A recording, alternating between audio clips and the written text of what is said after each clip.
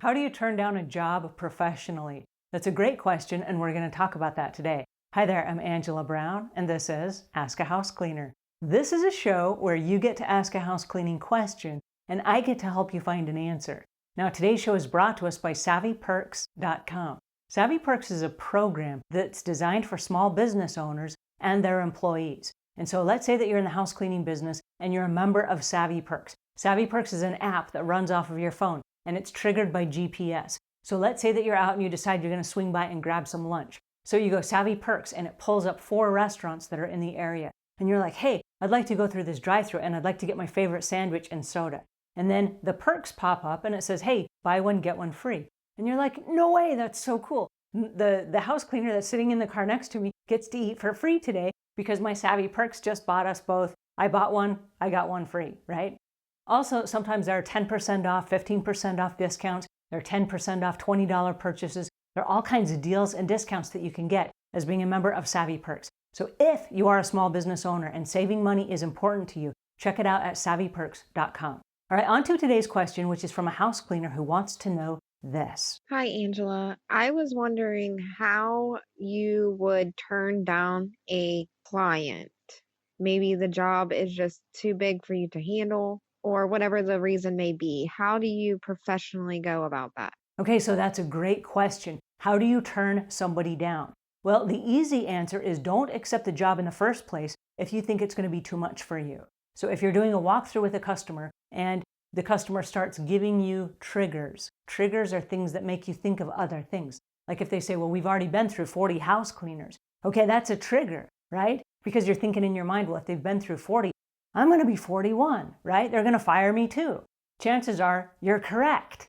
And so that would be a trigger for you to walk out the door. And don't take the job in the first place. It's far easier not to take the job in the first place than it is to jump through a bunch of hoops and try to prove them wrong and be the one house cleaner that they keep, only to find out later that you should have not accepted it in the first place and you should have just excused yourself. There will be jobs where you will talk yourself out of it before you ever even give the price quote. Now, there are some house cleaners who price so high that they don't get the job. And then sometimes the customer says, well, yes, I'm willing to pay that. I would like for you to still be my house cleaner. Then they've locked themselves into that. So if you're not the right person, there is no shame right up front in saying, we are not a good fit right from the very beginning. You don't have anything to lose, right? I know we want people to like us, and so there's a risk that, they're not going to like me. Well, they're probably not going to like you anyway. But that has nothing to do with that you're a nice person, right? It just has to do with that they probably don't like anyone in the first place. That's why they've gone through lots of house cleaners.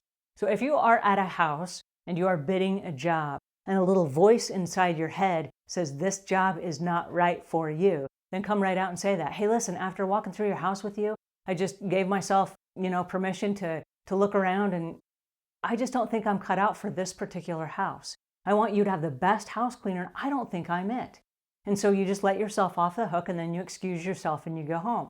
You don't have to stay for another 45 minutes and give all the reasons why. Just say you're not a good fit. I went to a house and a woman told me she was going to sue everybody under the sun. It was the plumbing guy, it was the landscaping guy, it was the pool repair guy, it was the electrician, it was everybody. And I'm next. Of course I'm next. What am I, a fool? And so as I left, I said, hey, listen, I really appreciate the fact that you need a house cleaner, but I'm not the right house cleaner for you. And she said, well, how do you know? And I said, I don't know. I just have this feeling that I would be the next person on your list. And I told her, I said, I'm afraid that you would sue my company. And I'm just not up for a lawsuit right now. So I like you as a person, you seem wonderful, but based on all the things you just told me, I'm not a good fit for your house. And she was like, oh, I do sue a lot of people, don't I? Yeah, you do, and I don't want to be it. Anyway, it was nice meeting you, and I'm going to head on out the door now, so cheers, and then you leave. Now, if you find yourself in a situation where you have already taken on the job, and well into the job you find out it's a very high-maintenance customer, and there's a lot of angst, and you wake up in the morning and you have to go to that house and you hate going to that house, it's probably time that you excuse yourself because you're not going to serve the customer and you're not going to serve your business. Because if you hate your job, that only taints all the people that you're working with. And so they wake up and they're like, ooh, we don't like this house, and things get said, and it gets passed on to other employees, it gets passed on to neighbors, It's just a bad energy. You don't want that in your business. So if you start to hate a job, go to the customer and say, listen, our business is moving in a bunch of different directions, and we're going to rescale some stuff, and we're going to move some scheduling around, and I'm going to have to say goodbye to your account. And if they say, well, no, can you fit me in on another day? No, I really can't. I appreciate your business, though. I wanted to thank you so much for providing for my family during this time. So thank you so much for your business. It was really nice to know you. Don't lie. Don't say it was nice to work for you if it was not, okay? Be very careful about what you say. But if it was nice that they paid for your bills, I really appreciate the fact that you paid for my bills. Thank you so much. You've been a blessing in my life. And now it's time for us to move on, so I wish you the best of luck. By the way, and here's the reason why we created the House Cleaning 360. It lets you off the hook. It's a hub that connects house cleaners with homeowners. So listen, I'm not going to be able to serve your business anymore, but you can go to housecleaning360.com, and there are a whole bunch of house cleaners there that are waiting for your business, and they would be happy to serve you. So anyway, thank you. It's been lovely, and then get out the door. Don't linger. Don't prolong it. Don't give excuses. Don't make up lies. And don't say things like, well, you know, we just have something else going on, and you know, maybe we'll pick this up at a later date. If you don't plan on coming back, don't promise that you will, because there are house cleaners that do that, and then the homeowners keep tabs on them. And then when they start advertising on social media, or there's a word in the community that they have an opening, they call right back and say, hey, can you pick us up again as an account? We really liked you. And then the house cleaner's like chewing their nails going, what do I say? What you say is you be honest right up front. You can be diplomatic and you can be polite. But the answer is, yeah, no, we can't do it anymore. So thank you so much for the time that we spent together, and we're out of here. And then give them a fist bump on the way out the door, and everybody leaves on good terms. So how do you do it professionally? You do it with a smile on your face, and you do it with the confidence of knowing they're not the right customer for you. It's just time for you to move on. And it's not personal. It's a business decision.